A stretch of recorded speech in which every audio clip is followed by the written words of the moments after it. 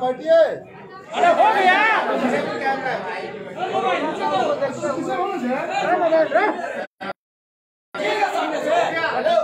नहीं क्या किए आप पहले उठ जाते हैं सर। आप मोबाइल तोड़ देंगे आके आप नीचे पड़ो नहीं यार।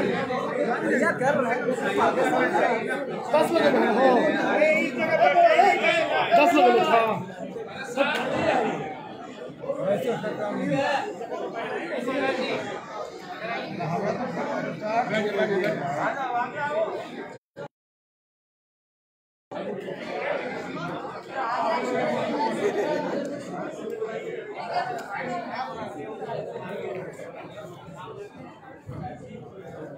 जोगिंदर है बैठ जाओ।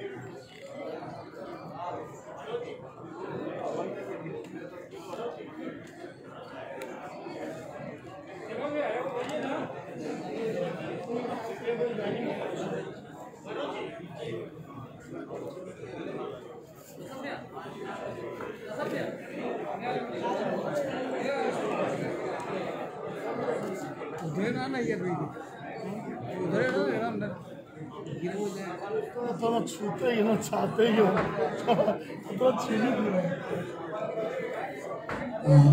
सबसे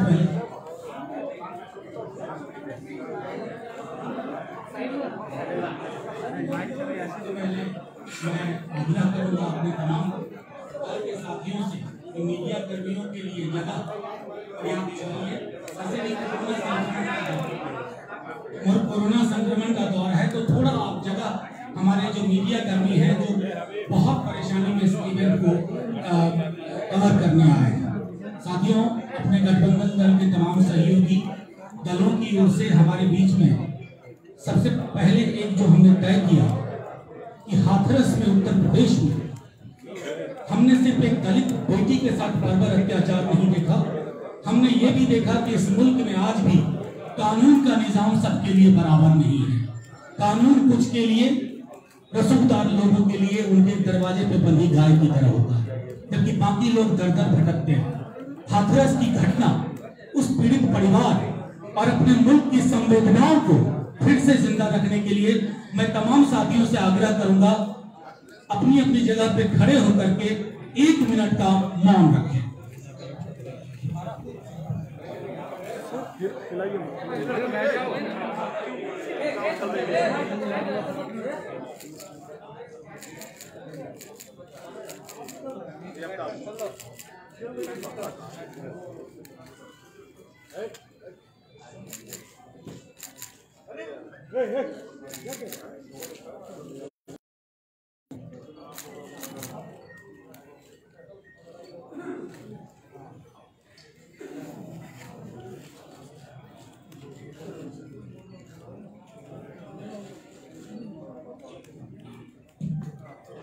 अपनी अपनी जगह पे हम बैठ जाए।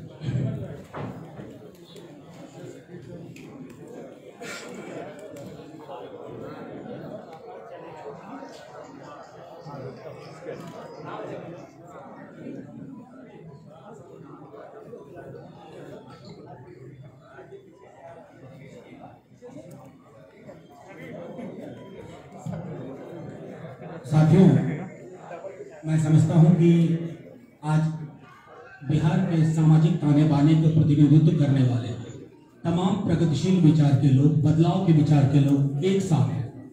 ये सिर्फ व्यक्ति नहीं है, ये प्रतिनिधित्व करते हैं तमाम धाराओं का, जिसके माध्यम से बिहार के बदलाव का संकल्प लिया गया है।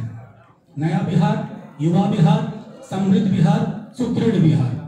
और जाहिर तौर पर इस गठबंधन की बुनियाद उन्हीं बुनियादी मुद्दों पर है।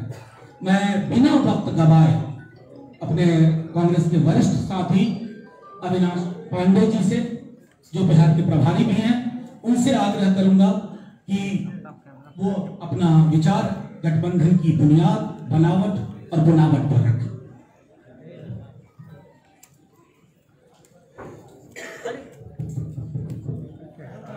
नमस्कार। राष्ट्रीय जनता दल के सम्माननीय अध्यक्ष, हमारे नौजवान और ऊर्जावान नेता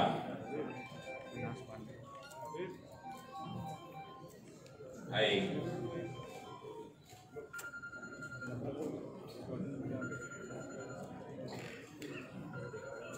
तेजस्वी यादव जी, राष्ट्रीय जनता दल के सम्माननीय नेता भाई तेजपाल सिंह जी,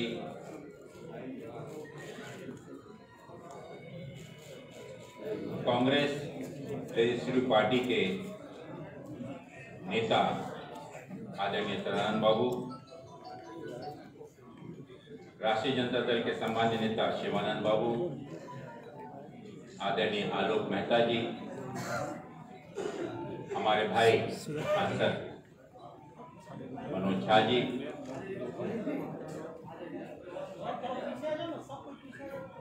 माले पार्टी के सम्माननीय रामेश्वर प्रसाद जी, श्री प्रणव कुमार जी, सीपीआई के आदरणीय राम नरेश पांडे जी, श्री रामनजी कुमार जी, सीपीएम के सम्माननीय अवधेश कुमार जी,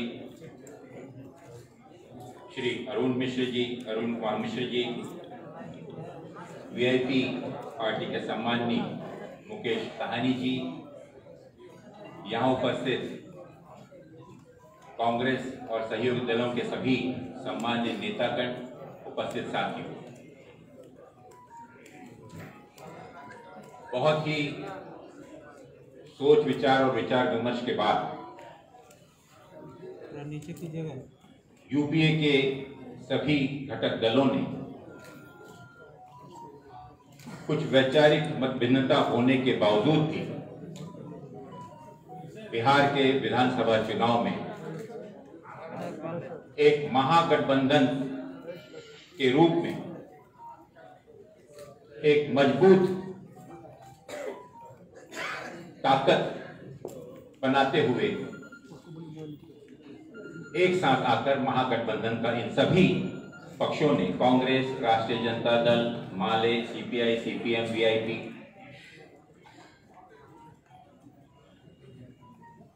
एक मजबूत गठबंधन का एक साथ आने का निर्णय लिया। मैं स्वागत करता हूं हमारे युवा और बहुत ही प्रभावशील नेता भाई तेजस्वी यादव जी का, कि पिछले दिनों 2015 में भी एनडीए के खिलाफ, भारतीय जनता पार्टी की कुनीतियों के खिलाफ इसी प्रकार का एक महागठबंधन बना था और पूरे प्रदेश की जनता ने भारतीय जनता पार्टी और मोदी जी के खिलाफ इस मोर्चे को भारी बहुमत दिया था। लेकिन दुर्भाग्यवश उस जनमत का अपहरण करते हुए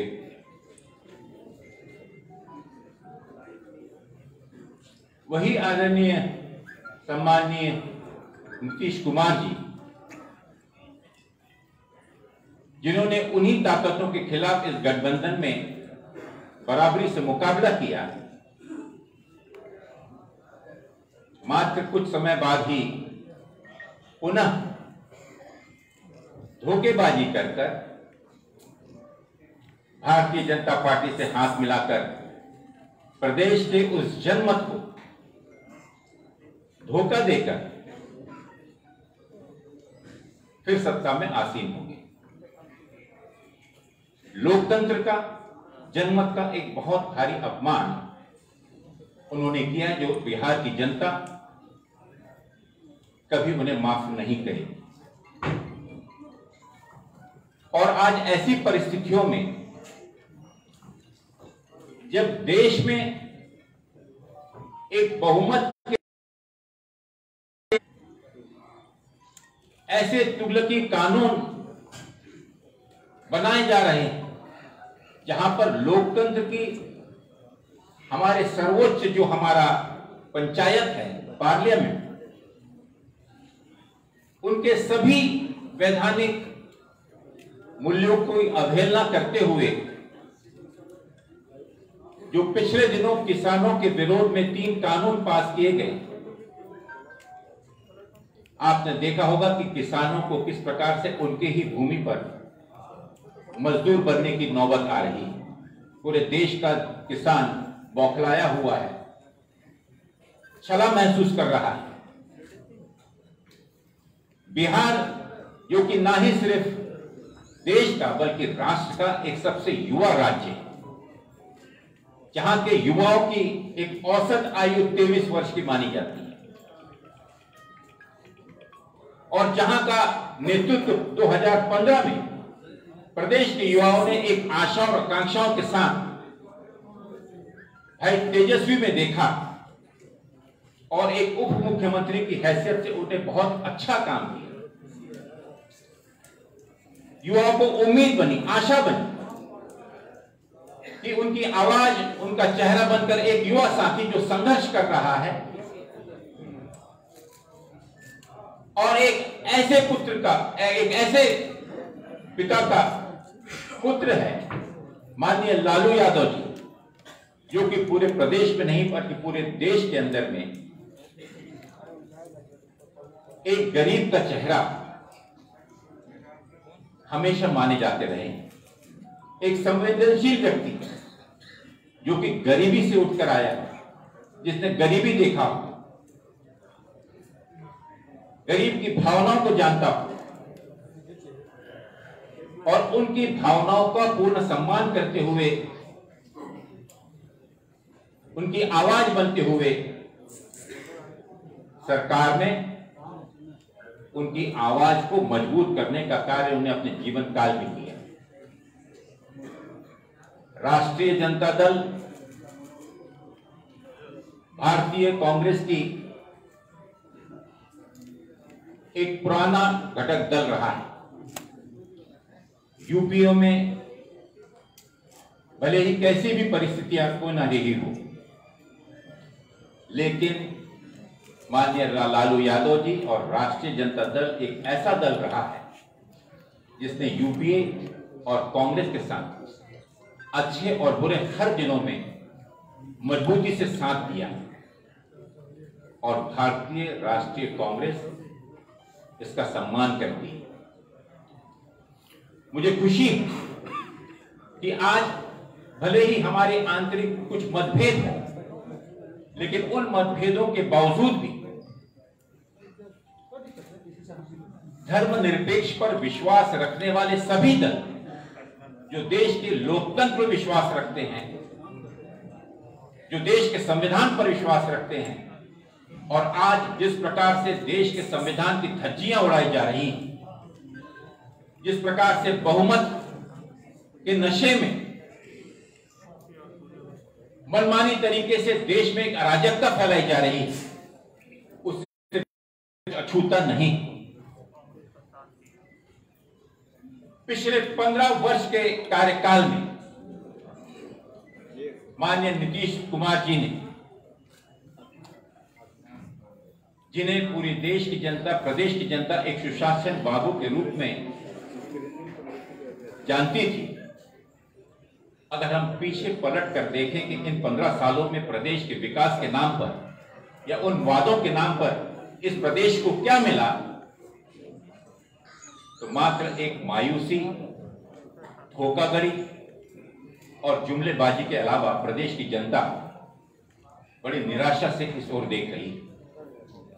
और विशेष रूप से पिछले 3 वर्षों में जिस प्रकार से भारतीय जनता पार्टी की एक बंधक सरकार के रूप में प्रदेश की सरकार काम कर रही है, जहां नीतीश बाबू को एक सोशलिस्ट नेता के रूप में हर व्यक्ति सम्मान करता था,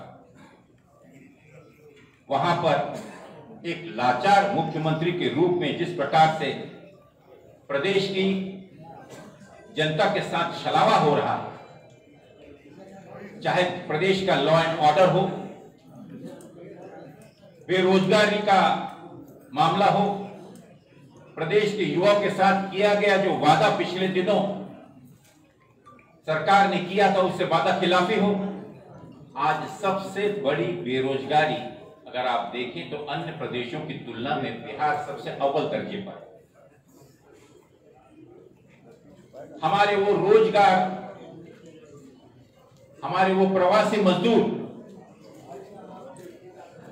जो आज मैं समझता हूं कि हिंदुस्तान के हर राज्य में, हर प्रदेश में, हर शहर में यहां पर रोजगार न होने के कारण अपने परिवार का पेट पालने के लिए पूरे देश के राष्ट्र निर्माण में लगे हुए हैं। जब कोरोना जैसी महामारी पूरे विश्व में आई और उस समय जब यही प्रवासी मजदूर अपने घरों पर वापस आना चाहते थे, नंगे पांव, भूखे पेट, पैदल तपती हुई धूप में, मुझे विश्वास नहीं होता कि क्या उस प्रदेश का मुख्यमंत्री, उस प्रदेश का, प्रदेश के वासियों का पालक उन्हें अपने ही प्रदेश में, अपने ही गांव में, अपने ही घरों में आने के लिए रोका गया और 60 दिनों तक प्रदेश की सरकार ने कोविड से ग्रसित लोगों के लिए, हमारे उन प्रवासी मजदूरों के लिए बहुत ही असंवेदनशील तरीके से पेश आकर निराश किया। अनेक मजदूरों ने रास्ते में अपने प्राण त्याग दिए, छोटे बच्चे भूख से बिलखते हुए मर गए। मैं समझता हूं कि इसकी हाय, इसका श्राप जो एक राजा के, एक मुख्यमंत्री का एक कर्तव्य होता है कि वो अपनी जनता, अपनी प्रजा के लिए ऐसे समय में जब इस प्रकार की बीमारी फैली हो, एक संक्रमण जो पूरे दुनिया में, विश्व में फैला हुआ हो और हर एक व्यक्ति अपने जान के लिए दौड़ रहा हो, ऐसे अवसर पर आगे बढ़कर कार्य करने की अपेक्षा उनके साथ में दुर्व्यवहार किया गया। बाढ़ जो कि बिहार के ऊपर में एक बहुत बड़ा अभिशाप है, पिछले दिनों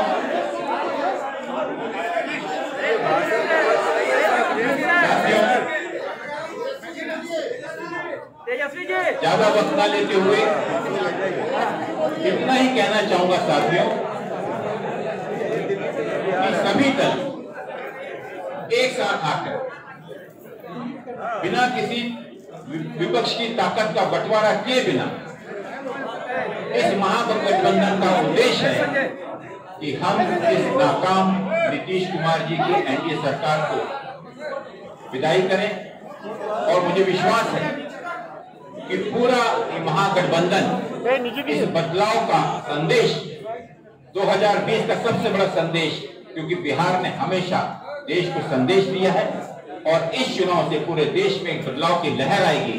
मुझे विश्वास है कि हमारे जितने भी घटक दल हैं, यूपीए के जितने भी घटक दल हैं, महागठबंधन में आए हुए सभी दलों का मैं स्वागत करता हूं और अखिल भारतीय कांग्रेस कमेटी की ओर से आश्वस्त करता हूं कि एक राष्ट्रीय पार्टी होने के बावजूद भी हम हमारे कार्यकर्ता, हमारे नेताओं के हितों को पीछे रखते हुए प्रदेश के हित में और प्रदेश के विकास के लिए, इस बदलाव के लिए अंतिम क्षण तक संघर्ष करते रहेंगे और विजय हासिल करेंगे। बहुत बहुत शुभकामनाएं देता हूं महागठबंधन के सभी नेताओं को और अपने शब्दों को विराम देता हूं। धन्यवाद। जय हिंद, जय बिहार। साथियों मैं एक चीज बोलना चाहूंगा कि इस गठबंधन का नेतृत्व यहाँ पर गठबंधन के सबसे बड़े हमारे जो बड़े भाई वो राष्ट्रीय जनता दल है। और मुझे ये कहते हुए खुशी कि भाई तेजस्वी यादव जी इस गठबंधन का नेतृत्व करते हुए हम सब चाहेंगे कि प्रदेश को फिर से एक युवा चेहरे के रूप में, युवा नेतृत्व के रूप में वो इस प्रदेश का नेतृत्व करें और हम सब उनकी सफलता के लिए शुभकामनाएं दें। धन्यवाद। साथियों, बिना वक्त गवाए मैं आग्रह करूंगा कि इस गठबंधन जो तमाम दल हैं उनके बदलाव के संकल्प के केंद्र में, नेतृत्व में जो हमारे नेता प्रतिपक्ष हैं तेजस्वी यादव जी, मैं उनसे आग्रह करूंगा। मंच पे कांग्रेस के वरिष्ठ नेता आदरणीय श्री अविनाश पांडे जी, आदरणीय श्री सदानंद सिंह जी, हमारे बड़े भाई तेज प्रताप यादव जी, पार्टी के वरिष्ठ नेता शिवानंद तिवारी जी, सीपीआई पार्टी से रामेश्वर प्रसाद जी, प्रवेश कुमार जी, ये सीपीआई माले के थे, सीपीआई से राम नरेश पांडे जी जो हमारे अभिभावक हैं, राम बाबू कुमार जी, सीपीएम से अवधेश कुमार जी, अरुण कुमार मिश्रा जी, हमारे बड़े भाई वीआईपी पार्टी के मुकेश साहनी जी, पार्टी के प्रधान महासचिव आलोक कुमार मेहता जी, सुनील सिंह जी, भोला जी और जितने भी हमारे प्रिंट इलेक्ट्रॉनिक मीडिया के हमारे यहाँ साथी हैं, सभी लोगों का स्वागत करते हैं। सबसे पहले मैं सभी दलों को जो इस महागठबंधन में शामिल हुए हैं और जो पहले से उनका आभार मैं प्रकट करता हूँ। मैं धन्यवाद देना चाहूँगा सभी वरिष्ठ नेताओं को जो यहाँ उपस्थित हैं और खास तौर पे आदरणीय श्रीमती सोनिया जी का, राहुल जी का, प्रियंका जी का, येचुरी जी का, डी राजा जी का हम आभार प्रकट करते हैं कि हम लोगों ने एक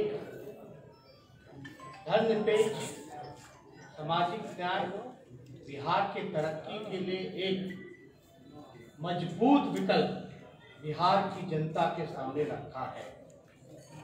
मैं धन्यवाद फिर से करूंगा कि इन सभी नेताओं ने, सभी दलों ने मेरे नेतृत्व में आगे करते हुए जो विश्वास मुझ पर जो रखा है, मैं वादा करता हूं कि मैं सभी के वादों पे खड़ा उतरूंगा। बिहार की जनता बदहाल है, परेशान है, बेरोजगार है, लाचार है, बीमार है और बिहार की जो डबल इंजन की सरकार, जो मौजूदा जो सरकार है, वो पूरी तरीके से आईसीयू में है। इसमें कोई दो राय नहीं होना। अब तक बिहार से गरीबी नहीं मिटा पाए 15 सालों में, अब तक बेरोजगारी नहीं हटा पाए, अब तक भूखमरी खत्म नहीं कर पाए, बिहार में एक कारखाना नहीं लगा, लोगों नौजवानों पर डंडे बरसाने का काम किया, किसानों को जो शोषण करने का काम किया है। अब तो लगातार 3 जो बिल लेकर के जो लाने का काम किया, सही मायने में नीतीश कुमार जी ने ये 2006 में किया। इसके वजह से ये हाल हुआ कि बिहार के किसान और गरीब होते चले गए और पलायन करने पे मजबूर हो गए। ये पलायन नहीं रोक पाए। सुप्रीम कोर्ट के ऑर्डर के बाद भी नीतीश कुमार रोजगार नहीं दे पाए। हमें ज़्यादा कुछ नहीं कहना, लेकिन इतना हम जरूर कहेंगे कि बिहार की जनता अगर हमको मौका देगी तो उनके मान सम्मान की रक्षा हम करेंगे और सुरक्षा करेंगे, तरक्की पे लेकर के चलेंगे, सभी जात धर्म के लोगों को एक साथ लेकर के चलेंगे। अभी आप देखते होंगे अपने लोगों को ही, मजदूरों को जो 15 साल में पलायन नहीं रोक पाए, रोजगार नहीं दे पाए, जो बिहार आने से रोक दिया, उनको अपमानित किया, चिट्ठी निकाल के उन मजदूरों पर लाठी बरसाने का काम किया। ये बिहार के नौजवान, किसान, बेरोजगार, मजदूर, गरीब ये भूले नहीं है। हर घंटे में बिहार में 4 घंटे में बिहार में एक रेप होता है, 5 घंटे में एक हत्या होती है। तो इस पे ज्यादा हमको विश्लेषण नहीं करना, लेकिन हम ठेठ बिहारी हैं। हम ठेठ बिहारी हैं, जो वादा करते हैं उसको हम पूरा करेंगे। और एक बात बता दें, हम ठेठ बिहारी होने के साथ साथ मेरा डीएनए भी बहुत शुद्ध है।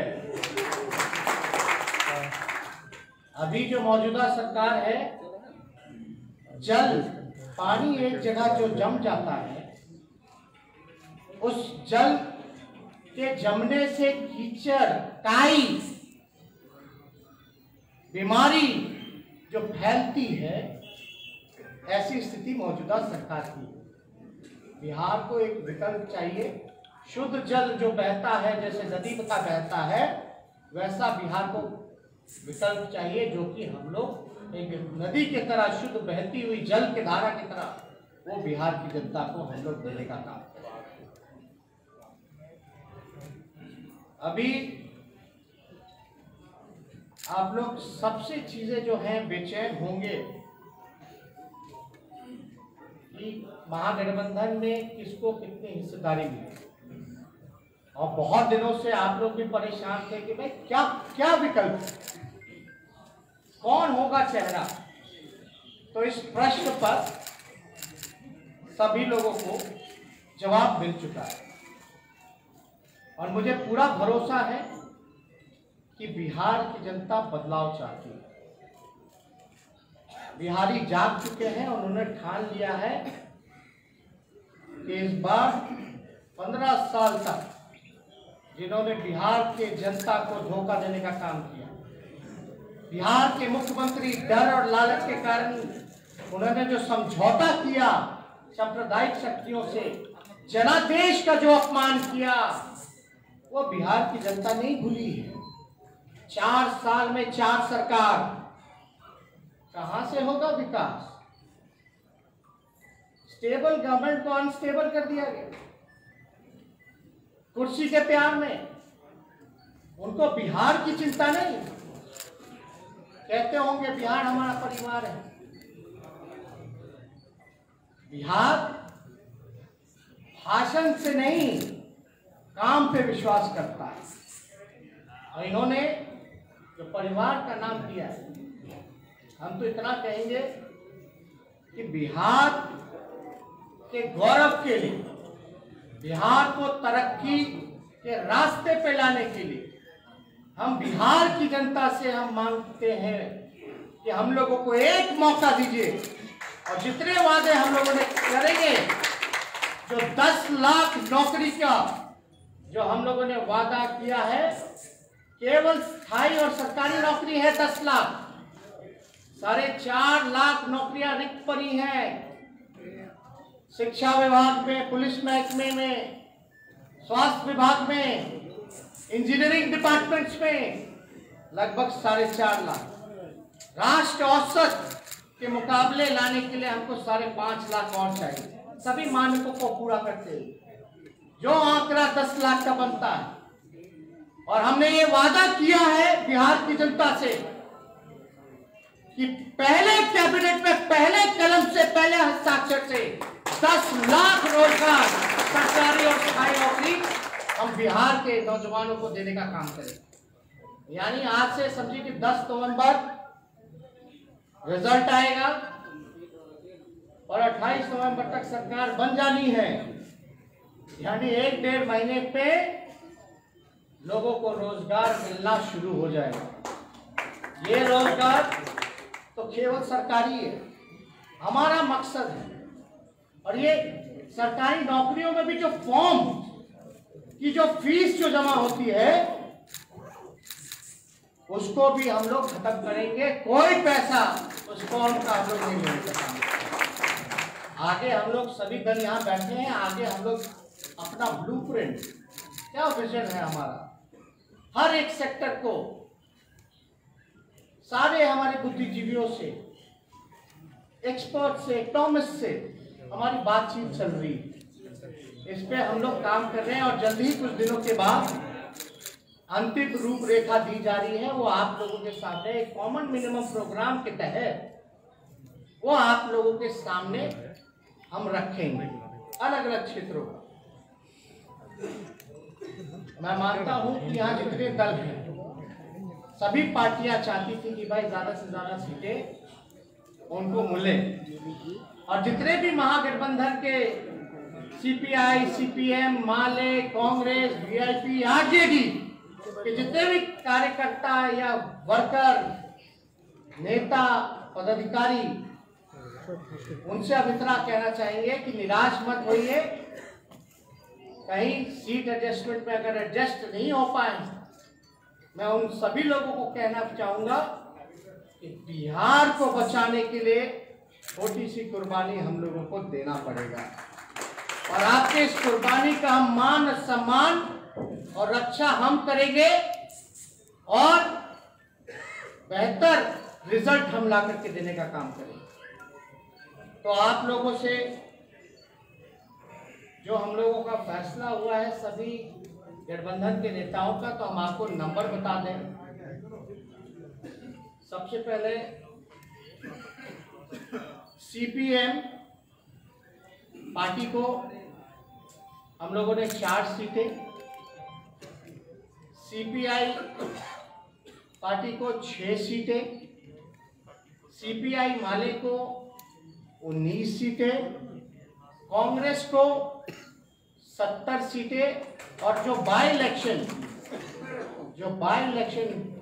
होने वाला है लोकसभा वाल्मीकि नगर का, पिछले बार भी कांग्रेस हमारे गठबंधन से लड़ी थी, वो सीट पे हम लोगों का समर्थन कांग्रेस को रहेगा, यानी 70+1 लोकसभा सीट कांग्रेस का। राष्ट्रीय जनता दल के खाते में 144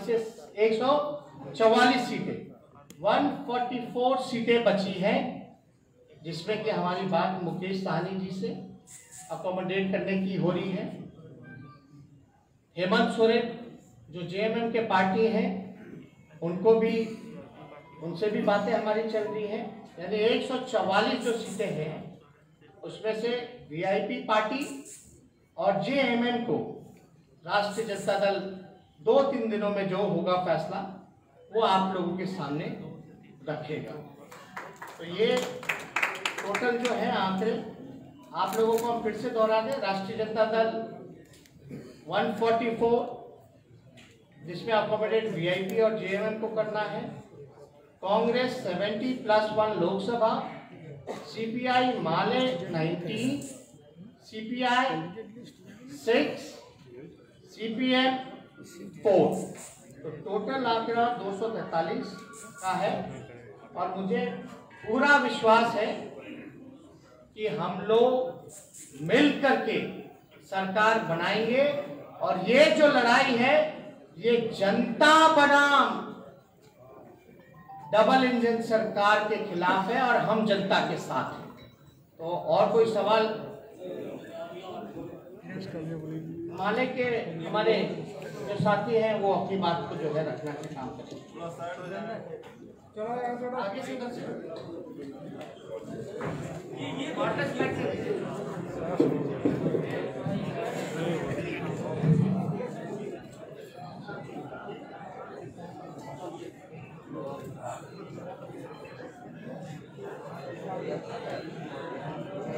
से प्रेस कॉन्फ्रेंस में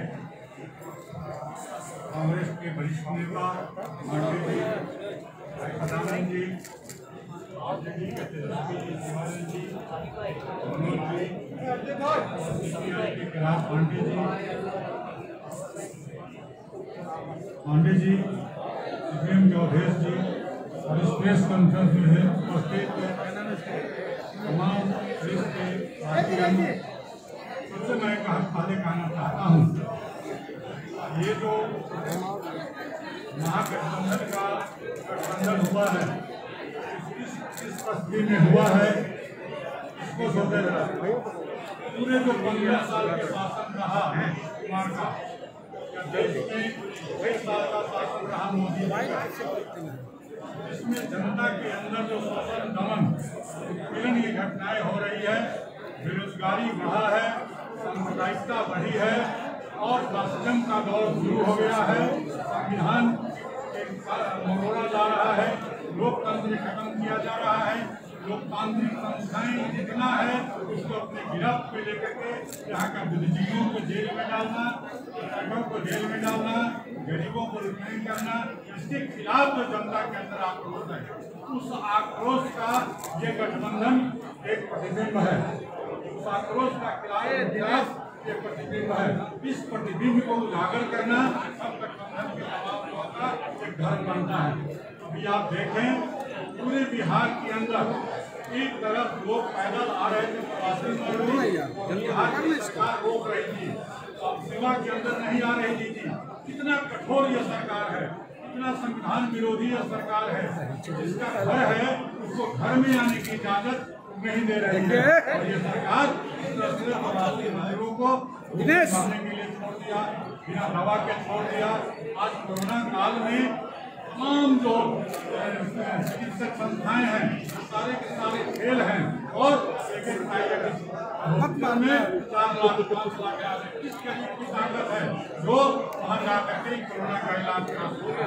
यहाँ देश भी बहुत कम हो रहा है, बहुत कम हो रहा है, रिपोर्ट नहीं आ रही है, लोग ऐसे भी मर रहे हैं घर में। और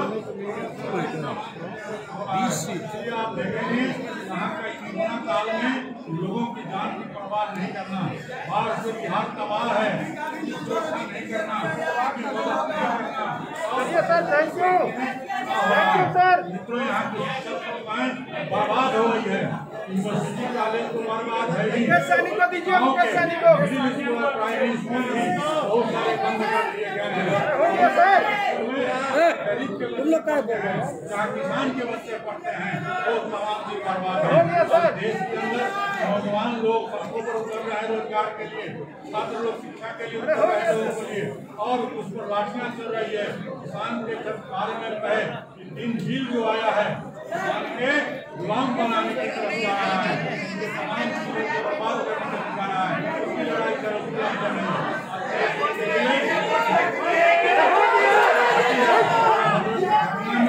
इस तरह से देश के अंदर एक लोकतंत्र का हत्या हो रहा है।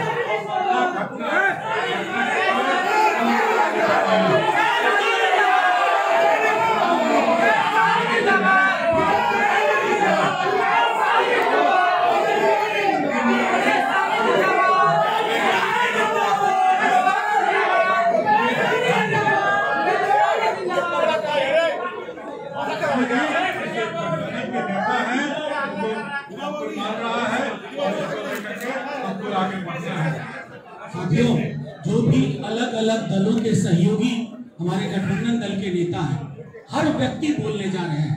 मैंने पहले ही कहा कि ये सिर्फ व्यक्तियों का इकट्ठा होना नहीं है, विचार का इकट्ठा होना है। अब हम अपने साथी मुकेश सहनी जी को